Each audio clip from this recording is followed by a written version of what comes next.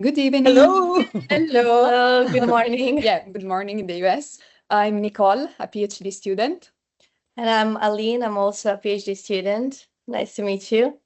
So we have some questions ready, and they're going to go like in chronological order we thought. So the Okay. first one was mainly about if you would like to share with us how it was like to be a researcher in Hungary, especially during the Cold War. How was science there like? Yes. So it was fun also, even behind the Iron Curtain, to be a scientist in Hungary. Because, many things you had to prepare yourself. You couldn't order things, or you had a limited budget. And when you order something, you received a year later and you wonder what I wanted to do with that. Yeah. So, but it was fun. The education was good. The colleagues were good, and in from Hungary, from time to time, they could go and work in other country, in the U.S. and in Western Europe, and then, they came back and then helped us, um, to help us with the progress. And then they get books like, the big money artist book. I remember one was the whole institute had one, and everybody went there to learn new techniques, biotechniques. And so it was, yeah, it was like a very close community. You needed the other person more than when, you could order anything you wanted. Yeah, for sure. And so like also, yeah, you mentioned that some people could leave and go to the States, which Uh-huh. is also what you did. So the next question was going to be how did you pick to go to the States and also to Philadelphia specifically? Were you following the work of someone or how did you decide? I wanted to stay in Hungary. I was one of those in the institute who was not dreaming about going to America. I didn't really care much. And when I lost my job, I tried to find a position in Hungary. Then when I couldn't, then I tried in Europe. And so I applied to a position in London, one in Madrid, and other in Montpellier in Okay. France. And then, but everybody said that, apply for a stipend and come. But we were not eligible behind the Iron Curtain. So I realized everybody said that you can come, but bring the money. And then that's what I looked at who is working on the field I was doing. And then I found, Professor Suhadolnyik, who was working with this 2' 5' molecule and 2' 5' oligoadenylate molecule. And I wrote a letter to him, and he said, okay, you can come. You can start in August 1st. And I wrote the letter in February 1985, and he said, oh, I can come. And so that's how it was happened. And I couldn't even met a scientist who knew who he was, so that I asked him to just send a picture so I can recognize him on the airport, or or just write me that how I will recognize him. And then he said, oh, I am 6 feet tall. And that I had to calculate, because I didn't know even that 6 is too tall or is a short guy. Yes. Not now, but then that was it. Yeah, Yeah, that's how I got here. Okay. amazing. And I was wondering, initially, your interest toward the mRNA, how it started? So 1988, 89, I worked in Bethesda, and because my family was in Philadelphia, my daughter was in first grade, and so the only way I could stay in the US to work there, and I started to read everything and many things about antisense RNA, and then I thought, why they are inhibiting the RNA? Isn't it would be simpler to deliver an mRNA? And I start to investigate there, because day and night I try to make myself busy there, not to think about why I am 200 miles away from my family. And so, every negative things, if you try to think positively, get some advantage. So I could focus so much on research. And so I decided that maybe messenger RNA would be the good option. And so when I got a position in 1989 here in Philadelphia, University of Pennsylvania, then I proposed to the colleague who hired me as a faculty position that, we should do messenger RNA research. Mm-hmm. And because he's as old as me, so he was, okay, he agreed that we should do that. That's how I ended up here and working on this. And of course, I had to have a faculty position because for green card to stay in the country, I needed. So, I am not a visionary. I never figured out I should do lipid research, RNA research. It was all by chance, and I just went with the flow. And then, every time I dig myself in and learn and study more, but again, all of these things was just, just curiosity. And then I keep doing things which other people were thinking that it is not a great idea. Yeah, it worked out. Yes. So that's important to emphasize that I could see the progress. You see that what other people did not see. And I don't know if you are also working in a laboratory. Every laboratory in molecular biology, they use bacteria because they need plasmid. And then if you isolate plasmid, you're already using RNAs to get rid of the bacterial RNA. And that's what the students are doing, contaminating everything with RNAs, the door handle in the freezer, refrigerator, the gel apparat. And then in the laboratory, everybody's saying, oh, we cannot work with RNA. It's very difficult. It's always degrades. I don't know. How do you like to work with it? So, yeah. So I have the feeling that you already mentioned some of the challenges that you faced.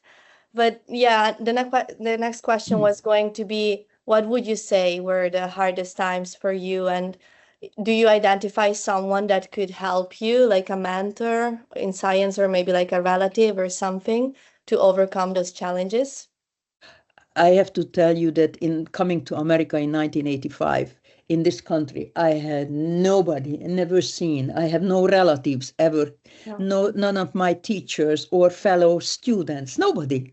It is, you are so rely on your little family unit and to yourself, So that's why, the immigrants are more resilient because, there is no other alternative solution. You just have to figure out how to survive and succeed. And many challenges that you don't know the rules here, you don't know anybody, you don't even speak the language properly because I started to learn English when I was at the university. I was 18 years old. I didn't know a single word in English anyway. So it was you are as a lot of outsider, and so these are all difficulties, and so you have to believe in yourself that okay, I can do it. I hard work, I can do it, because otherwise, it will be very, very hard to survive, and. So it was difficult to come to the United States, but the hardest challenge, and when I really questioned my sanity, is when I went to Germany, when I was already 58 years old, and that's what was more difficult. Why? Like the coming back? Because at that time, age 58, I already had this house paid off. I settled, and then going to another country, and my family is here. My husband, my daughter was in San Diego, and then I'm going there and living in the attic, which the only place they could rent, and the previous owner, or the owner of the attic, this little place, her clothes was everywhere. So for 3 months, I went to work every day. I dressed up from my luggage. That's how I went to work. That was a practice for when the last 3 years, when I went to different countries to pick up awards, because I was always dressing up from the luggage. But this was, and my thinking was that there is no war. There is, you could see films that somebody's far, the family is apart because there is some unbelievable war or something happens, and there is nothing. I can 20 minutes to airport and I can be home. And what am I doing here? So that's what I question. Although at the age of 58, when I was terminated here in University of Pennsylvania, and I get 2 job offers, to be a vice president and Moderna and BioNTech, I mean, that was the biggest thing. I was keep saying loudly, the old lady, that was me, old lady at age 58 get 2 job offers. Of course, nobody knew about Moderna and BioNTech in 2013. and when they checked, what BioNTech is, there was not even a website, so they knew that I am a loser. But yeah, so that's that was the biggest achievement up until I was 58. Oh, okay. I still want it. Yeah, it must have been tough. But actually, then comes the next question. After all of this, when in the end you've been awarded the Nobel Prize, how did it feel? And not just as a scientist, but also as a woman, as a mother, a daughter yourself. I have to say that I was not keen on any kind of award. People saying that every scientist is dreaming about getting a Nobel Prize. Then I was not one of those. And I was fine without any awards. And to single out me, when I gave a lecture, I always give credit to all of those scientists, who came before us. We rely on their work. They had to discover mRNA. They had to figure out how to make in a tube. Everybody did. So I never take it as oh, I did. I was part of it. And then I was happy that it was effective. And for me, listening to letters or reading letters about that, how somebody was helped to see the parents and were grateful, that's were more effect on me than getting any of the awards. That's how it is. So when I get a letter from here in New York State in Meadowbrook elderly home, 200 resident, and they received just one vaccine in the January 2021. And then all of a sudden, some people started to be positive for COVID. And prior year, if some elderly home, somebody got infected, then spread, and then 1/3 of the people died there. And they were there fearful. They couldn't visit the family members. And then, in the end, nobody died. Even one vaccine was enough. And they sent me a letter about this story. And for me, it was, I was so happy that how these people, imagine in isolation and thinking that they will die without their family around. And then, so for me, these awards, my husband made the cabinet. You can see a lot of things on behind me there, but yeah, so it, yeah, I just took these awards that this is the attention on science, and that's important. At least, not the celebrities or the those are in the center of attention, and that we could talk about issues about science and educate the public and try to make it helpful, these occasions, but not, not that, it is attention on me. It is an attention on science and the science education and all of these young young one. We have to inspire them because there are less and less are interested in studying mathematics, chemistry, physics, and others. They want to be influential, influencers or something. Yes.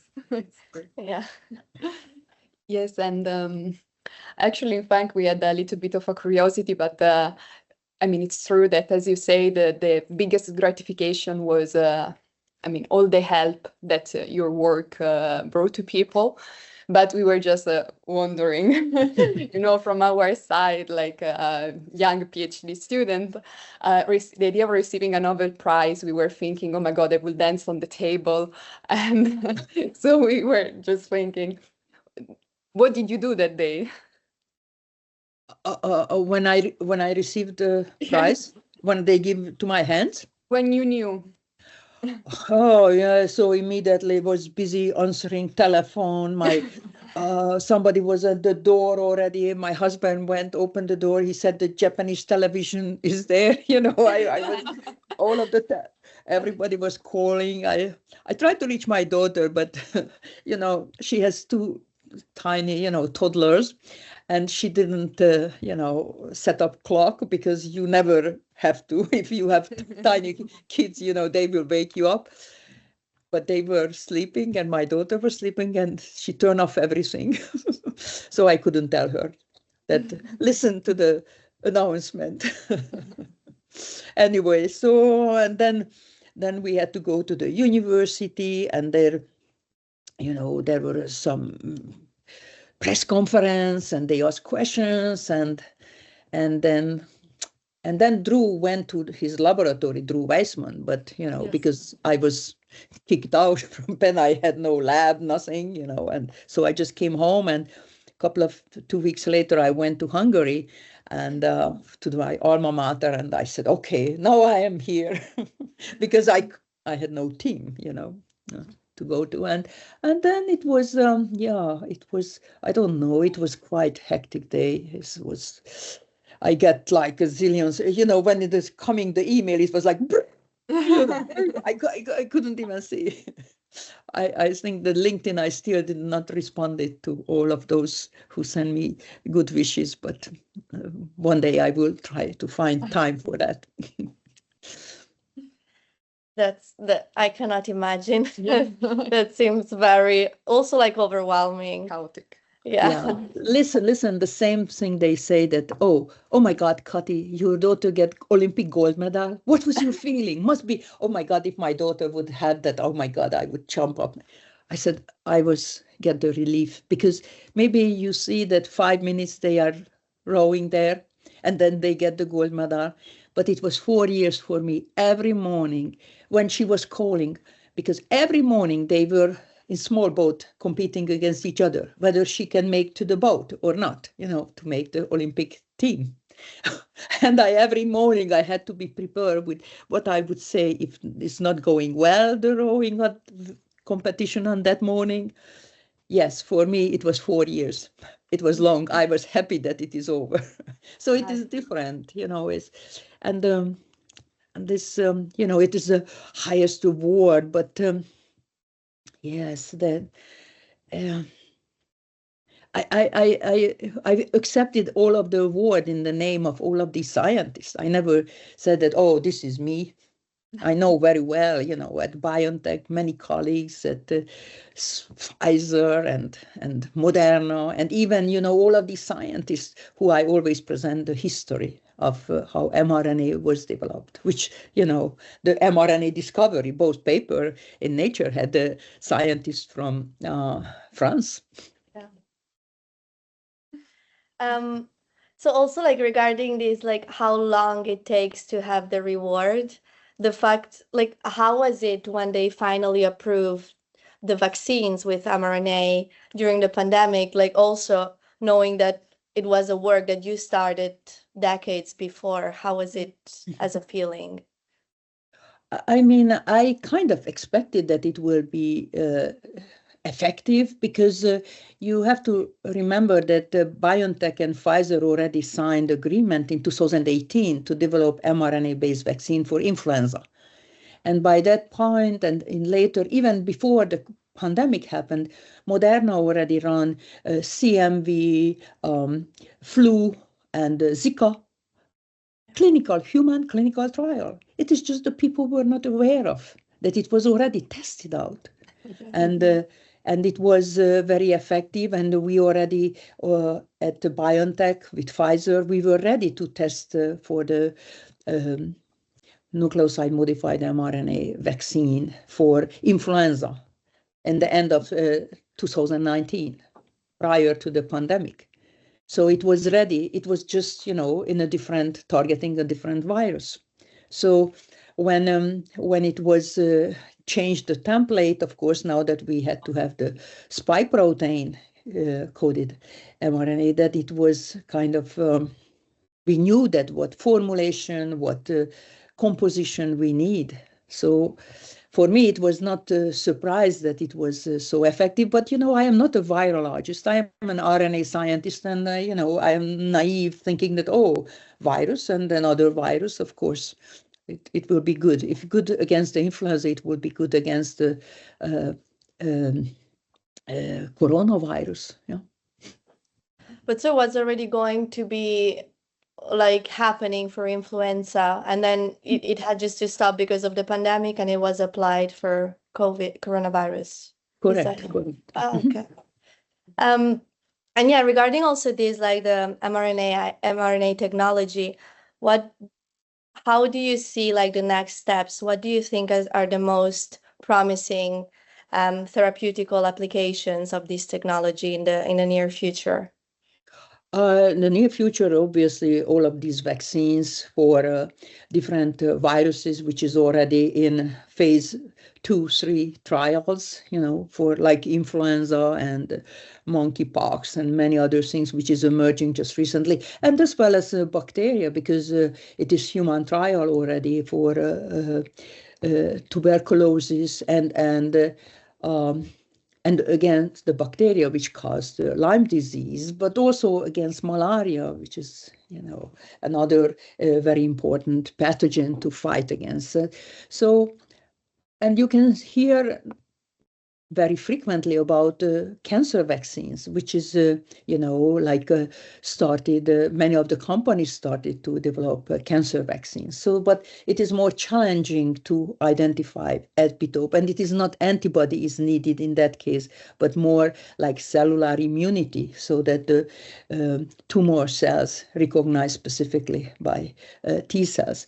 And but you can see that even now that the gene therapy problem is maybe solved by messenger RNA coding for Cas9 and other genome editing enzymes, so delivered as mRNA, so they are degrade quickly, and then it will not cause unwanted effect.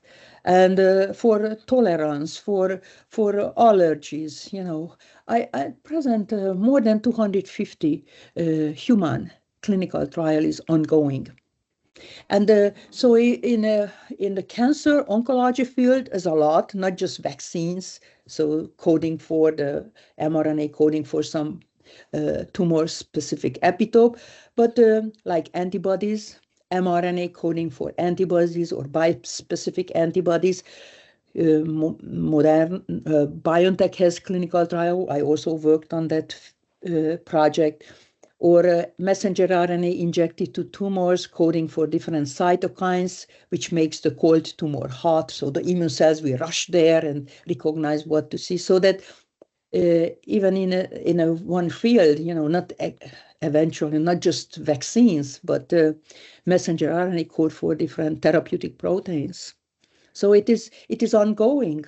And actually, right before we talk, I had a messenger RNA therapy meeting discussion every November, end of October. We have this from 2013, one year in Germany, other year in Boston and Berlin. Actually, that's what we have this meeting.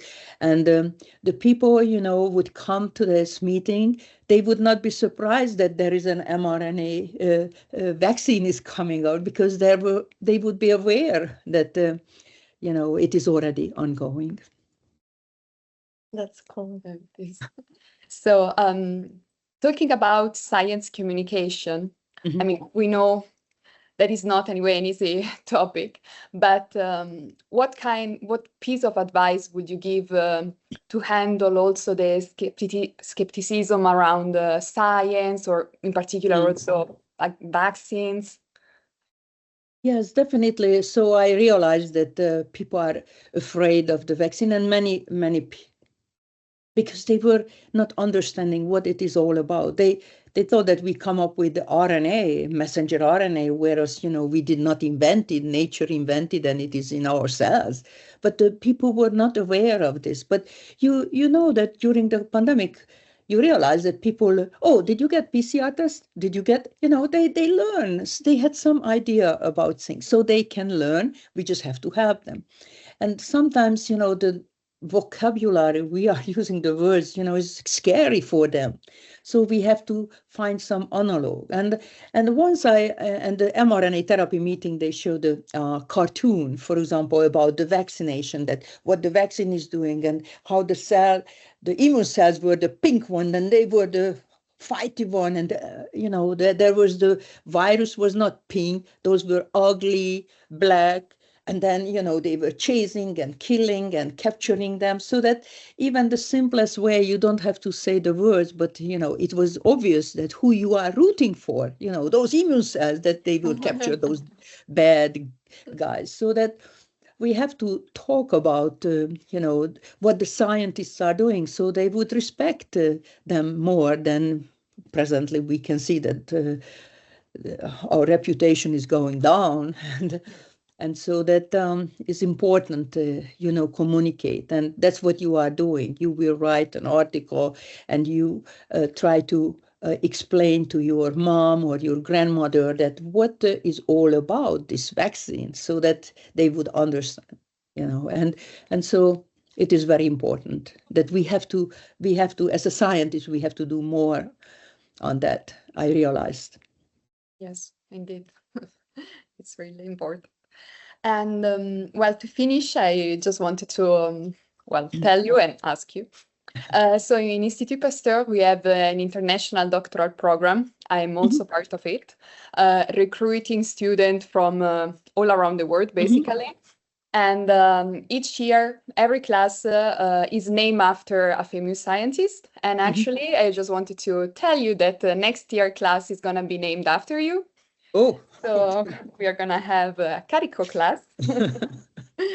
oh, And thank you. no, we are honored. And the last question is, let's say, what piece of advice would you give to those students that are going to start soon their PhD, let's say, yes, path?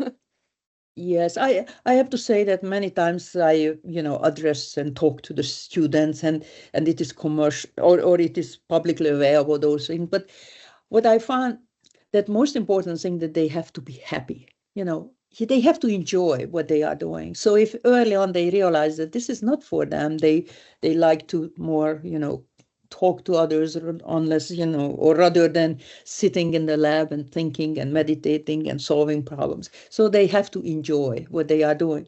And to enjoy, it is important, I emphasize the physical and mental health, so that they have to exercise something, what they enjoy. So if they hate running, then don't run, do something else. But I run, and then how the scientists, can I run half a marathon? And then I figured out, can I run the whole marathon, 42 kilometers? That's a lot. So it's not that something I get up in the morning, okay, today I run a marathon.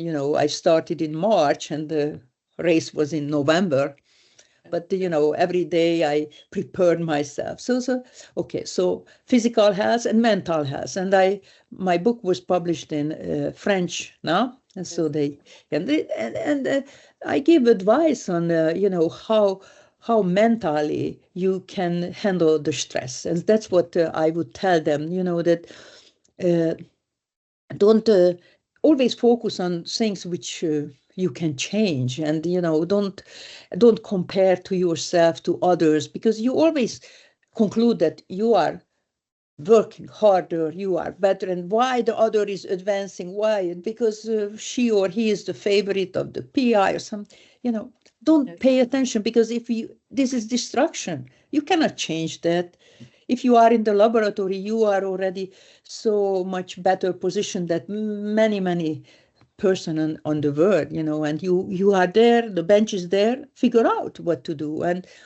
And I also, as I mentioned, a couple of things there, that don't get angry with anybody. It is just, I have seen people that how upset they are for years and years. They don't even remember exactly what happened, but they are so mad. I in the book, I mentioned that, the other person will not remember, only you, and it will poison you. And all of these things that how, handle that this anger. The people, what happened in scientists, you can tell them that they always, the reviewer should accept my paper. Those should accept my grants. My PI should do that. My wife, my husband should do, my children, my neighbor should be quiet. Everybody, you are asking somebody else to do something, and it won't happen. And then you get very upset. So think about always what I should do, that those things would happen. So write a better paper, more preliminary data, then your grant will be more likely to accept it. So that don't get aggravated by wanting other people to do something which they don't, and focus on what you can do. And so these things, if it is in a book, and because I was lucky. I was 16 years old when we studied this, that what kind of situation and we can be in, and it was always was there that the teacher helped us to understand what Shea was telling, is that you have to reach this homeostasis, what he called. So if you are angry and you said somebody, Shea said that so many people wasting their time, always thinking, oh, if I would not have done tararam. And then you are saying, oh, yeah, but, he provoked me. In yourself, you are arguing back and forth with some situation. And we just concluded that, okay, we said something which might be hurtful. What we can do is to go there and say, apologize. And we conclude that we cannot change the other person would accept our apology or not, but then you can close down and not think about again that why I did what he did. Not. So this kind of thing helped me, or when somebody who I respected was saying something hurtful, I had to take that person from the pedestal up down, because then it will destroy me, that I respect somebody and says things that I am nobody. Yeah. So that's important for your survival. And then tell them, no matter now coming from another country, they have to believe in themselves, that with hard work, they can succeed, and they can have their goals and dreams, and step by step. It sometimes seems that your goals are so far away, but, it breaks down little task, then you can enjoy. And people, when they said that, they said behind me things I heard sometimes, accidentally, they talking about me. I felt successful, because in the laboratory I was there, I solved problems, and how should I purify the RNA? When you are expecting this band is there and it is there, that you are so happy seeing. So that solving problem and many technical problems, and it is fun, and you have to enjoy. And if you don't get the grant money, like I never really get one, so you don't have to think that, okay, after that probably, and I was terminated several times, probably now the Nobel Prize is coming because Karikó happened that way, you don't have to expect that. But you have to think that maybe, somebody will take your work further on, and then you advance science. And yeah, so that's all of them. Tell them that these things, that, have fun. Have fun. Yes, I think have fun and be happy are very important suggestions. Yes. Yeah. Well, I think yes, time is over, but Okay. it was really, really a pleasure to talk with you, Oh. knowing and meeting you. Thank you so much. Yeah. You know that, listen, Nicole, Alina, I am not different than you are when I was at your age. I am not different. I am not a visionary. I don't have any special talent, anything. It is just I learn how to focus, and then just keep studying. I realize every time that, oh, there is a hole in my knowledge, when I try to make a antioxidant enzyme and selenocysteine, and I realized that selenocysteine is the 21st amino acid. Oh, I didn't know that. Oh, it is a stop codon. How the cell would know? Do they have a glasses or eye to see that it is a stop codon? I have to be selenocysteine, and I realized that, oh, the selenium is incorporating this way to the protein, but how the iron and all of these other, I realized they don't have eye. How did they know how to go inside the protein? So I started realizing that, oh, there is this iron sulfur cluster, and then everything assembled in the mitochondria. So I spent like 3 months just studying iron sulfur cluster, just because I want to make a protein coding for this selenocysteine, and finally ending up, studying something. I always realized, oh, I didn't know that. Like when Drew Weissman describing me that how immune system works, I 5 years before or 10 years before, I learned differently in school. Everything is turned over. Oh, it is not that way. And so I constantly try to, study that. Oh, okay, how do we understand things? And always ask these kind of questions, how immune cells will kill a cancer cell, let's say. How do they see? They can touch it and, oh, okay, recognize, and then how they kill. They don't have a knife or something, so this basic little question, simplified even for myself, and then ask this question. Okay, so, and that is fun. It is very fun, yes. I agree. Yeah, but I don't have any special talent. So you guys maybe have better memories and other things, to remember things. But, if you focus and have fun, it will be a very fulfilling life you can have. Well, Okay, so enjoy life. thank you, you too, and thank you again for the opportunity. Yes. Thanks. All right. Take care now. Take Bye. care. See you. Bye. Bye.